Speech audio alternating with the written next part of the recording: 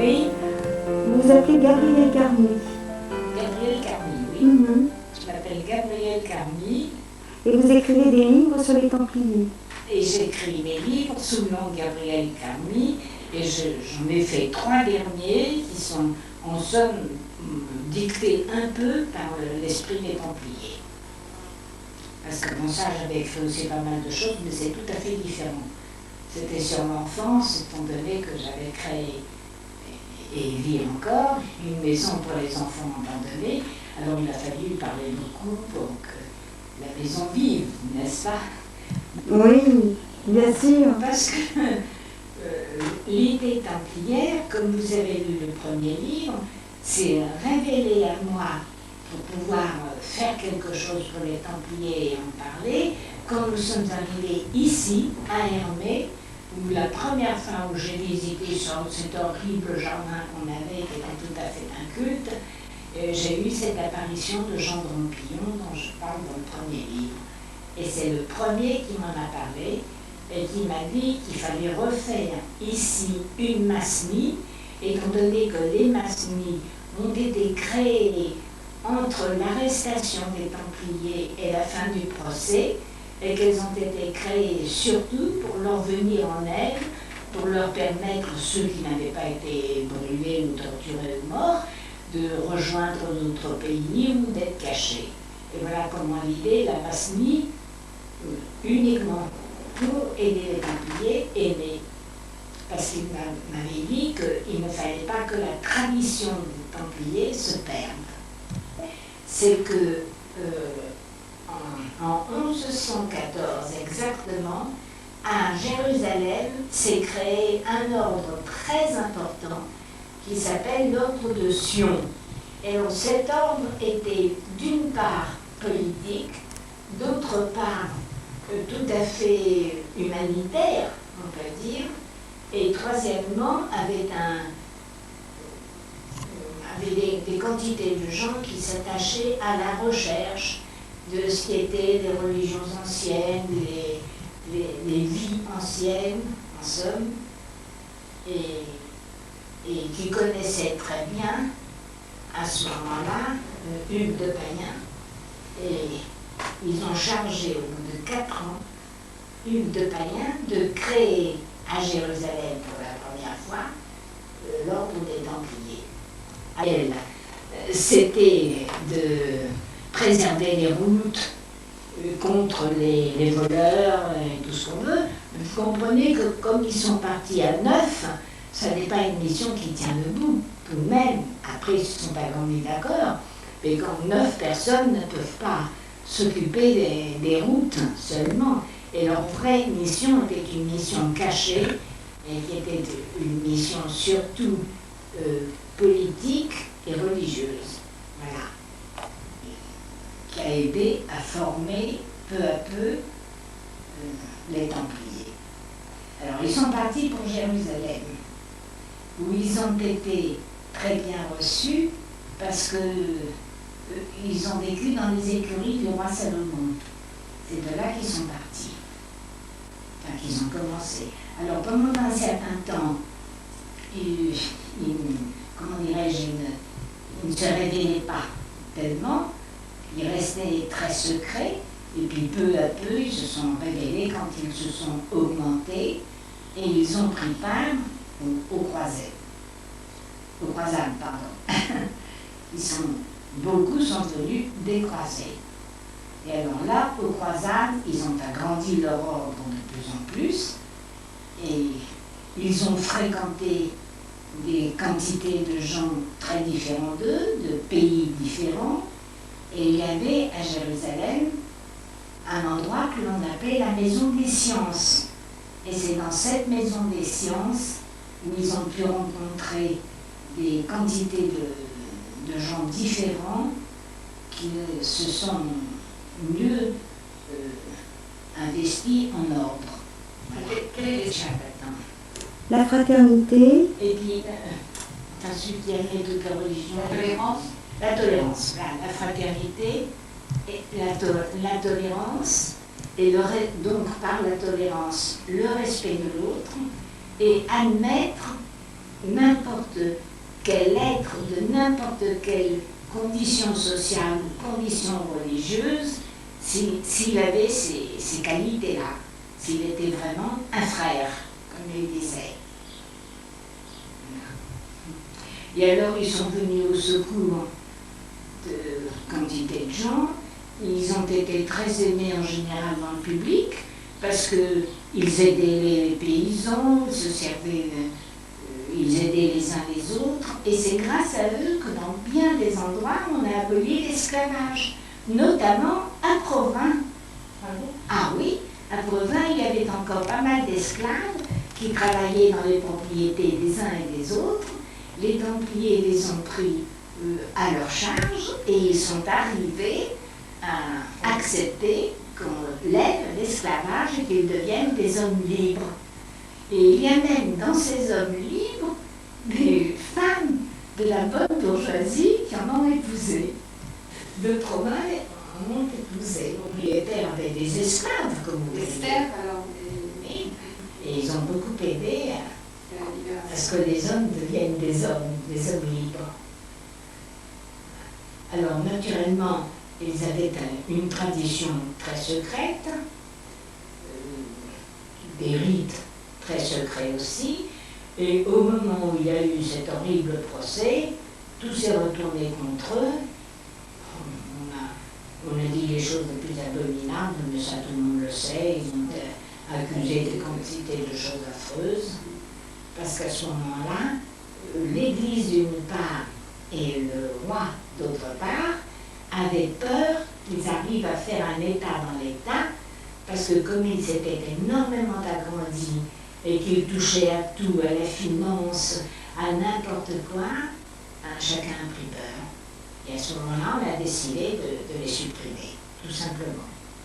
D'accord, l'un avec l'autre, ils ont décidé de les supprimer. Et à ce moment-là, l'évêque s'est laissé faire. Et c'est lui qui a aidé à supprimer l'ordre. Gabrielle, vous pouvez nous raconter comment vous avez les premiers objets que vous avez trouvés dans votre maison? Ah oui, les premiers objets, c'est très simple. Quand, au bout d'un certain temps, toujours avec Jean de Rampillon, qui était un seigneur de Nangis, et que je voyais, les uns diraient en rêve, moi je dis en voyage nocturne, ce qui n'est pas pareil, eh bien, on m'avait dit qu'au moment où les Templiers habitaient ici, c'est-à-dire tout de suite entre le procès et entre l'arrestation et le procès, ici s'est formée une grande masnie dans ce jardin qui est là. Et alors, à ce moment-là, ils ont tous enfoui des médailles, parce que ces médailles qui ont été faites à Provins d'ailleurs, eh bien, étaient, comment dirais-je, je vais vous les montrer. Pour chacun, il y avait une chose différente, parce que il y avait des Français, il y avait des étrangers, et ces médailles, ils les considèrent, eux, comme un trésor. Elles n'ont pas de valeur, au point de vue valeur pure, parce qu'elles ne sont pas elles sont ni en or ni en argent, mais elles ont une valeur spirituelle énorme. Et quand on est revenu ici, il m'a dit que la dernière masnie avait dû fermer ses portes une cinquantaine d'années avant, et qu'avant on a enfoui les médailles là, pour que je les retrouve, pour faire revivre une autre masnie. Et c'est comme ça que nous les avons trouvées dans une cave qui appartenait à cette maison. Parce que cette maison était une petite ferme, il y avait une pièce et demie d'habitation, et le reste c'était tout pour les animaux. Et alors il y avait une cave plus éloignée qu'ici, elle n'est pas là-dessous, elle est plus loin. Et c'est dans cette cave que quelqu'un les a enfouis. Sous ces ordres, plusieurs commanderies et plusieurs masnies a dit la guerre va éclater, et tout le monde croyait qu'elle éclaterait en 1912, et c'est à ce moment-là que l'un a dit il faut cacher les médailles pour qu'elles soient retrouvées un jour. Pourquoi cacher les médailles? Parce que si elles risquaient de disparaître, les médailles, pourquoi les cacher avant la guerre? Parce qu'elles appartenaient aux Templiers qui les ont faites à ce moment-là. Donc il fallait Qui qu'elles se restent sont ici. transmises depuis, et qu'il ne faut pas que les étrangers prennent ça comme un bijou, comme n'importe D'accord. quoi. Et les profanes, en D'accord. somme. Ils estimaient, eux, que c'était une chose sainte. Ça faisait partie de ce que possédaient les Templiers, donc il ne fallait pas que ce soit vendu à l'encan. Ça. Et elles risquaient de n'importe disparaître pendant la guerre. Voilà, et comme on disparaît, il fallait les trouver, qu'elles seraient toujours la propriété d'une masnie, jamais de quelqu'un. Moi, je les ai en dépôt. Après moi, elles passeront dans une autre masnie. Elles ne sont pas à moi. Oui. Elles se transmettent. Et c'est comme ça que les médailles sont venues ici. Et c'était un jeune garçon d'une masnie qui était même pas 3 kilomètres d'ici, c'était la dernière avant nous, qui a été chargée, qui est cachée. Et comme la petite histoire existe toujours, comme il adorait chasser et qu'à Hermé, on a toujours aimé beaucoup chasser, il était en relation avec des hommes d'Hermé qui chassaient et avec le paysan de l'époque qui habitait ici. Donc il a pu aller cacher ça dans la carte sans que l'autre même s'en rende compte. Et c'est toi qui as été désigné pour Et les c'est moi qui ai été désignée pour les retrouver. Et alors il faut dire que pendant 4 mois, régulièrement, la nuit, j'avais des instructions, ce qu'il faut faire. Et chaque fois, on me montrait au moins une médaille en expliquant les signes qu'il y a dessus. Mais bien entendu, même en rapportant, c'est très difficile de rapporter tout. Alors j'ai toujours rapporté ou la forme ou 1 ou 2 signes de chaque médaille, mais pas tout, bien entendu. Qu'est-ce que c'est qu'un guide? Un guide, c'est un homme qui est arrivé au point de vue initiatique à un tel degré qu'il est mort depuis longtemps, probablement même ne se réincarnera plus, ou alors s'il se réincarne un jour, c'est pour faire une mission précise. Et puis c'est tout. Et alors, étant très initié et il guide des quantités de gens, comme son nom l'indique. Ah, et on reçoit les messages en rêve. Exactement, on reçoit Voilà. le message. Mhm. Et alors, parce que de l'autre côté, il y a un collège initiatique qui est géré exactement comme un collège normal, et les professeurs sont remplacés par des guides, et chacun a un peu sa spécialité, et apprend aux gens qui sont décédés et qui passent de l'autre côté à continuer à travailler de l'autre côté et avoir des missions précises. Alors les uns éveillent les morts, les uns éveillent ceux qui sont morts brutalement ou en mer, ou autre chose, enfin.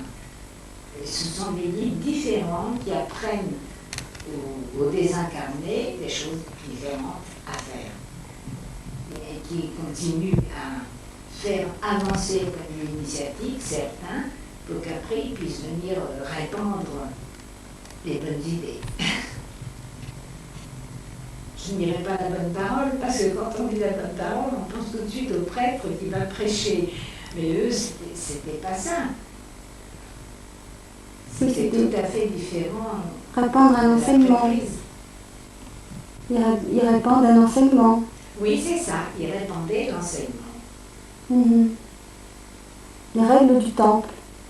Oui. Mhm. L'enseignement de l'ordre du temple.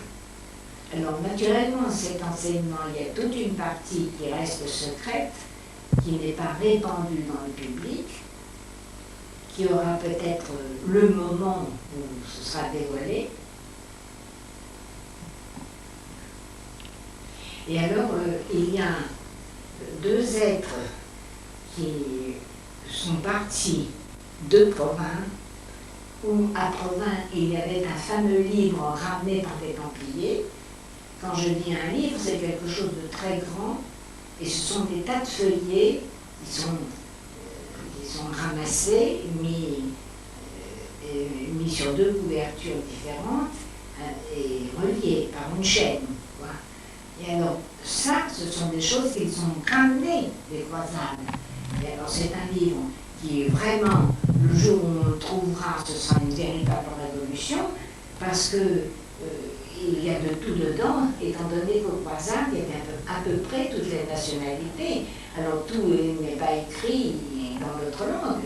Il y a du latin, de l'italien, du français, et du français d'époque, bien sûr, et puis d'autres choses encore. Et alors ça, c'est là-dedans, il y a véritablement tout le côté ésotérique et caché de la règle des Templiers. Alors ce livre se trouve à l'heure actuelle à Argigny, c'est pas très loin de Lyon.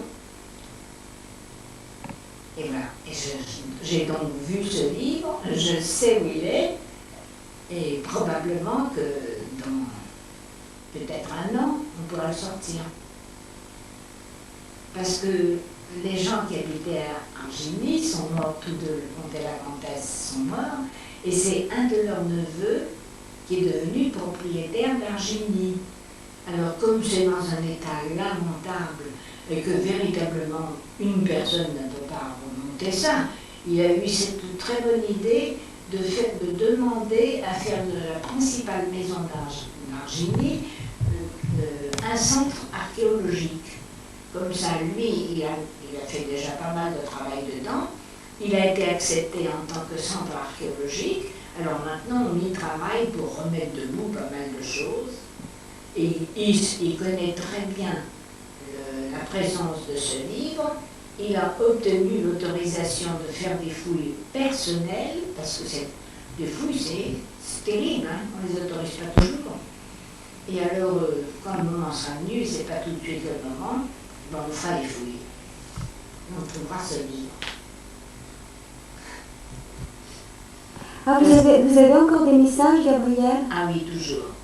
Toujours, et puis alors, je me promène presque entre deux mondes, je peux dire. Entre notre monde d'ici et le monde astral.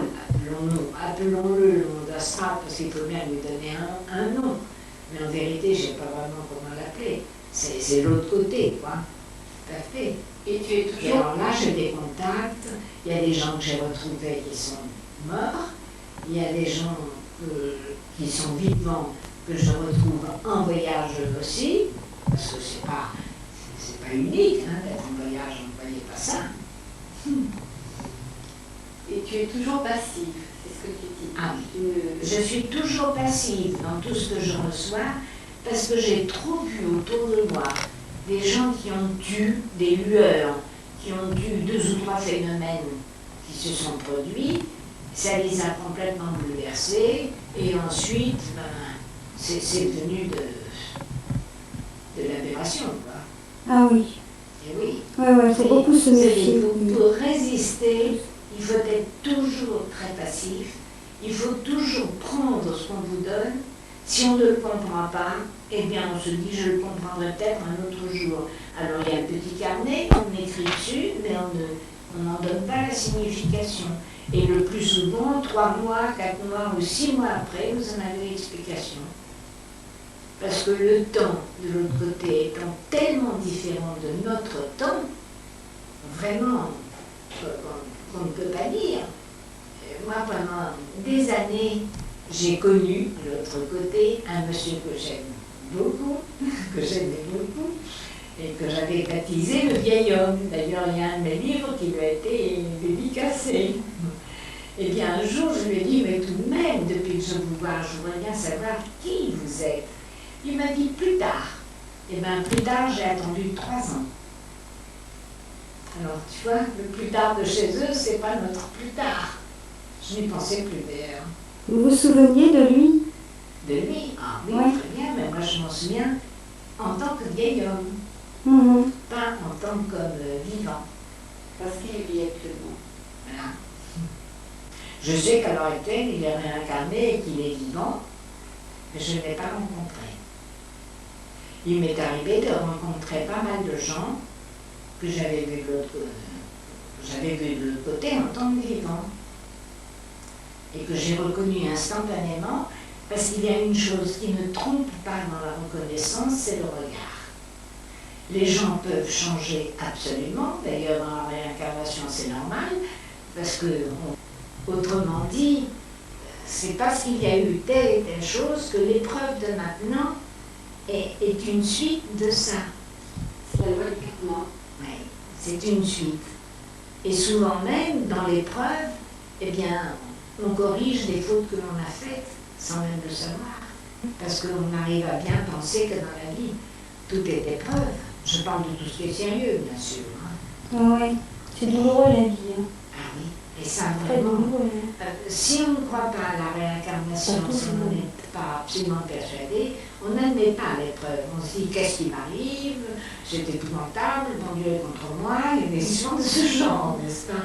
Mais quand on a bien compris la réincarnation, on voit que très souvent l'épreuve est un résultat de ce qui s'est passé dans d'autres vies. Alors, ou bien vous assumez, ou bien si vous n'assumez pas, ça vous sera encore représenté sous une autre forme jusqu'au jour où vous aurez assumé. Et tout ça, c'est intéressant. Si je vous donne des petits exemples curieux, par exemple, moi, avec mon mari, nous avions cherché partout, dans tous les endroits d'ici, à l'état civil, qu'est-ce qui habitait avant nous pour savoir ce qui se passait. On n'a jamais trouvé. Bon. Et puis alors, une nuit, je vois arriver toujours désincarné, un beau jeune homme qui me dit, ben, c'est moi qui ai planqué les médailles. Et il m'explique où il les a planquées. Parce qu'il m'a dit, voilà, le grand patron de l'abri, celui qui était le chef de tous les magistères, dirons-nous, ce qui existait à ce moment-là comme Masny, a dit vers 1910, tout le monde sait qu'il y aura un conflit général, il y aura une guerre, moi je partirai parce que j'ai 40 ans seulement, et toi, a-t-il dit au jeune homme qui en a 20, tu partiras aussi. Donc il faut cacher ces médailles au cas où nous ne reviendrons pas, ni l'un ni l'autre. Et alors il m'a dit, pour te prouver que c'est une chose juste et vraie, voilà mon nom, mon prénom, et va à Metz. À Metz, tu trouveras sur le monument aux morts mon nom et mon prénom. Comme ça, tu verras que ce que je viens de te dire, ce n'est pas une invention ou une imagination. Naturellement, le lendemain, immédiatement, on est allé à Metz, on a cherché le monument aux morts et on l'a trouvé. Donc c'est vraiment une preuve. Et ça, j'en ai eu plusieurs de preuves, sans les rechercher, il y a rien comme ça.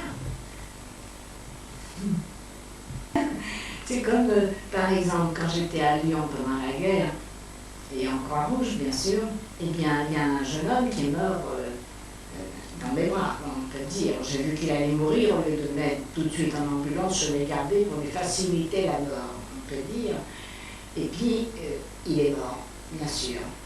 Et alors, il y a un an, au moment ou peut-être un peu plus, je l'ai vu dans la nuit, et il m'a dit, est-ce que tu te souviens de moi? Je suis celui qui est mort sur un trottoir de Lyon dans tes bras. Pendant la guerre, je dis, j'ai commencé à trouver qu'il avait tardé à se montrer, parce que la guerre c'est vieux. Et alors, lui-même m'a dit, je viens parce que mon guide m'a autorisé à venir te dire comment je suis mort, parce que toi tu as vu la mort en tant que vivante, et moi je l'ai ressenti comme celui qui part, n'est-ce pas? Et comme je vais redescendre, et que je vais renaître dans le courant de l'année, eh bien, tu me reconnaîtras. Voilà. Et alors, pendant le courant de l'année, le nombre de petits cadeaux que j'ai donnés à tous les bébés qui naissaient pour aller voir les mères en disant je vais peut-être le retrouver. Et je ne le retrouvais pas. Et un jour, un de nos amis, depuis pas mal d'années, a eu un second enfant, mais il ne vivait pas ici, je ne savais pas. Et il m'a dit, oh, je vais venir te présenter mon second gosse. Alors, il est venu, l'enfant avait 5 semaines à peu près, et il était dans sa petite voiture, il est arrivé, et quand je l'ai vu, et quand j'ai vu le regard de cet enfant, eh bien, nous nous sommes retrouvés. Je suis sûre que c'est lui, et lui m'a regardé, non pas avec un regard d'enfant de 5 mois, mais avec un regard d'homme, absolument. j'en ai été bouleversée de son regard. Alors je me suis dit, bon, donc c'est bien vrai, c'est lui qui m'avait parlé, c'est lui qui est revenu. Voilà. Et par la suite, cet enfant, quand tu le vois, il est toujours très attaché à toi. Oui, alors maintenant, quand les parents viennent avec le petit, il est toujours sur moi, il me cajole, il est vraiment très attaché. Très, très attaché. Son frère, il est très gentil, mais c'est tout à fait différent. Et un jour, son père m'a dit, oh, j'avais l'impression que tu devais avoir peut-être une relation avec mon fils. Je lui ai dit non, je vais peut-être te décevoir, mais ton fils aîné, je l'aime bien, c'est un beau gosse, et tout ce que tu veux, mais je ne sens rien vis-à-vis de lui. Tandis que l'autre, alors c'est autre chose. Enfin, c'est la petite histoire, ça. Mais tout de même, ça veut prouver de temps en temps que la réincarnation existe réellement et ce qu'on peut en déduire. Bon, je crois que c'est parce que depuis l'âge de 18 ans, j'ai appris sans le vouloir la méditation. Gabrielle, comment est-ce que vous méditez? Oui, je reste. Ah bon, oui, il faut être dans le silence. Moi maintenant, depuis que j'habite ici, je médite la nuit. Alors la méditation, c'est très simple. Il suffit de se relaxer, mais totalement. Eh bien, pour beaucoup de gens, c'est excessivement difficile pour eux de se relaxer. Et une fois qu'on est relaxé, eh bien, avant, on part sur une idée, sur un mot, sur une phrase. Moi, je suis très musicienne, alors je pars sur un son, sur une phrase musicale. Et puis, une fois que vous êtes tout à fait relaxé, eh bien, la méditation se fait seule. Ce n'est pas vous qui la conduisez, c'est elle qui vous conduit. C'est-à-dire que quand, mettons, vous partiez sur un son, eh bien, ce son se prolonge en vous, et jusqu'au moment où vous en atteignez le summum, et hop, ça tombe, la méditation est terminée. Alors, vous allez me dire de quoi ça sert? Eh bien, ça sert que c'est d'abord une discipline de l'esprit. Et puis, étant donné que c'est une discipline qui vous habitue à suivre votre idée sans regarder ni à droite ni à gauche, c'est déjà beaucoup. Il y a des enfants qui ont des difficultés scolaires, on devrait bien leur apprendre ça. Ça arriverait à leur discipliner l'esprit. Et ensuite, ça vous donne un élargissement de votre esprit. Jamais on dira à quel point la méditation est une chose merveilleuse. Alors, au début, il y a des choses classiques. Il faut avoir les mains comme ça, les jambes comme ça, pour faciliter. Parce que c'est une espèce de force qui passe en vous, un courant si vous préférez. Mais après, quand vous êtes déjà un bon méditant, vous pouvez méditer dans n'importe quelle position. Ça n'a plus d'importance. C'est pas la position qui a l'importance. Il n'a jamais été templier. Il était seulement un croisé. Mais il a vécu avec les templiers. Et tout ce qu'il a pu rapporter, c'est grâce à eux. Ah, il n'était pas templier. Ah non, lui, Jean d'Amplion, Et n'a jamais pourquoi été templier. Ah ben, il était croisé, tout simplement. Ah oui. Et seulement alors, quand il était en croisade, il avait connu un jeune templier, justement, qui a pu s'échapper du martyr et qui vivait dans le Midi. Et quand il a été question de créer cette Masni, il a appelé ce jeune templier avec lui, parce que c'était un peu son fils spirituel, et puis comment il représentait le temple, puisque lui avait été un véritable templier. Et voilà comment ils ont créé la Masni ensemble. Il y avait des fondations, elles y sont les fondations de cette ancienne Masni, mais on n'a pas pu refaire quelque chose à cet endroit-là, parce que ça donne chez le voisin maintenant. Tandis qu'à ce moment-là, il n'y avait pas de limite. La maison qui existe après nous n'existait pas, et il n'y avait pas de barrière entre nous. Alors, c'est pour ça que la Masni, c'est ici. Voilà.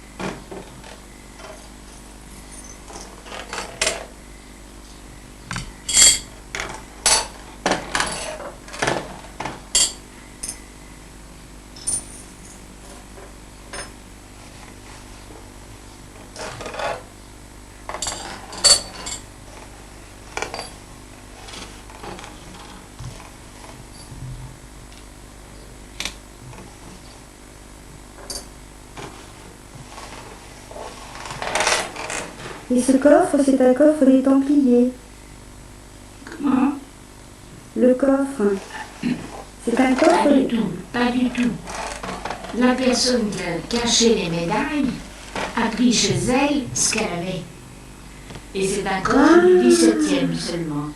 C'est un coffre italien du 17e. Mhm. Je suis allée à la maison de l'écaille Mhm. pour le faire. Ah oui, je l'ai lu, ça dans les... Et sous prétexte qu'il était cassé, vous voyez, il y a eu une petite déchirure. Mhm. Alors on leur avait demandé s'ils pouvaient le réparer. C'est eux qui m'ont dit oh, oui, on peut, mais il faut l'envoyer en Italie parce que c'est un coffre italien du 17e, tout simplement. Voilà. Regardez en transparence comme il est joli. Regardez, de belles écailles. Et c'est le coffre. Bon, alors dans ce coffret, il y avait deux choses. Il y avait, hélas, cette machine qui était toute neuve, enfin comme toute neuve, cette petite bourse, et voilà ce qu'elle est devenue quand on l'a mise à l'air. C'est ce scarabée Ah. qui a été porté, vous voyez, il est percé de 2 trous. J'ai tâché de la voir nette. Alors là, on a fait la description de la cave. Mais non, je suis trop... Et puis Trop voilà près. la photo du scarabée qui était dans cette chose qui était comme neuve. Ah, alors... Oh oui. Voilà. Alors ce scarabée, l'ébélisque ici, Oui. on la voit très bien dans le dessin. Ouais. Bon, alors autour de l'ébélisque, il y a un rayon de soleil pétrifié, 2 cynocéphales, vous les voyez, Mhm. attendez, deux cynocéphales qui saluent le soleil levant. Vous savez, ils sont en position type qui saluent. Et alors, le signe de Thoth, ce sont ces 3 trous que vous voyez là. Mhm. C'est du dieu Thoth. Répété 3 fois, marque l'idée de renaissance. Pris dans leur ensemble, les symboles peuvent se traduire par « puisses-tu renaître dans la plénitude de tes vertus ». Alors, d'après ce monsieur Bernard, ce scarabée est une pièce rare et authentique qui, à peu près certainement, a été prélevée sur le cœur d'une momie d'un initié maître de loge. Mhm. C'est intéressant. Oui. Voilà. Et alors, l'ouverture, on l'a retrouvé. Voilà. Ah. Alors, il y avait le mot vertu, et puis il y avait donc le scarabée là-dedans, et il y avait ça. Là aussi, je suis allée à la maison de la Chine leur demander s'ils pouvaient. Ça, ils m'ont dit oh, mais ça c'est toujours fait, on en fait encore, il m'a sorti la même. Mhm. Et alors là, d'ailleurs, c'est le garçon qui avait arrangé ça. Hein. Alors là, voilà ce qu'on a trouvé dedans. Alors ça, ce ne sont pas des médailles, ce sont des signes de reconnaissance. Vous voyez, ils ont été photographiés là. Mhm. Voilà. Vous le voyez mieux comme ça. Mhm. C'est peut-être loin de vous, vous voyez. Oui, oui. Il y en a qui sont des monnaies espagnoles du XVIe siècle, dites monnaie des navigateurs. Il y a une petite machine hindoue du XVIe siècle aussi. Il y a un bronze de Berlin, je n'élève qu'en moi. Je m'élève. Je n'élève qu'en moi. Oui. Et de l'autre côté, telle est ma destinée. Voilà. Mhm. Alors elles étaient dans l'intérieur du coffret. Et ça, c'est pas des médailles, c'est des signes de reconnaissance. Mhm. Parce que quand ils faisaient ce que fait maintenant le Rotary, tous les 5 ans ou plus, ils se réunissaient tous venant de tous ces pays différents. Donc la petite boîte, elle était dans la grande boîte. Voilà, je peux fermer? Oui, oui. Alors la petite boîte, Elle était dans la grande boîte. dans la grande boîte. Et la grande boîte, elle était dans quoi? Ah ben elle était dans le coffre, Ah bah oui, c'est vrai. puisque les 2 seules choses qu'on a trouvées d'abord, c'est la grande boîte et le scarabée. La grande boîte, elle était dans le coffre. Et le scarabée, voilà. Naturellement, c'est moi qui ai mis ça, hein, parce que... Et les médailles, ça a été après. Ah, les médailles, on les a prises directement en terre. De Jean Drampillon et celle de son fils spirituel. Sinon, toutes les autres, elles étaient dans la terre, dans la cave. Exactement. Et la petite bourse, vous l'avez trouvée en même temps? Eh bien, la petite bourse, elle avait le... Elle n'était pas dans la terre quand même. Ah non, elle était là-dedans. Je vous dis, ce Ah oui, c'est et vrai. les boîtes rouges étaient là-dedans. Mhm. Et le reste, alors on l'a trouvé en défaisant au fur et à mesure. Alors on en a trouvé quelques-unes dans cet étui, et dans celui-là d'étui, on a trouvé uniquement celle de Jean Drampillon et son fils spirituel. Toutes ces petites médailles sont tombées. Et ces petites médailles, c'est encore des signes de reconnaissance de plusieurs pays qui venaient quand il y avait une réunion. Le but principal et le plus grand but des Templiers, c'était de réunir les trois religions monothéistes, c'est-à-dire les deux religions chrétiennes et la religion juive. Et bien ça ne s'est pas encore fait, et je crois que ce ne sera pas demain la veille.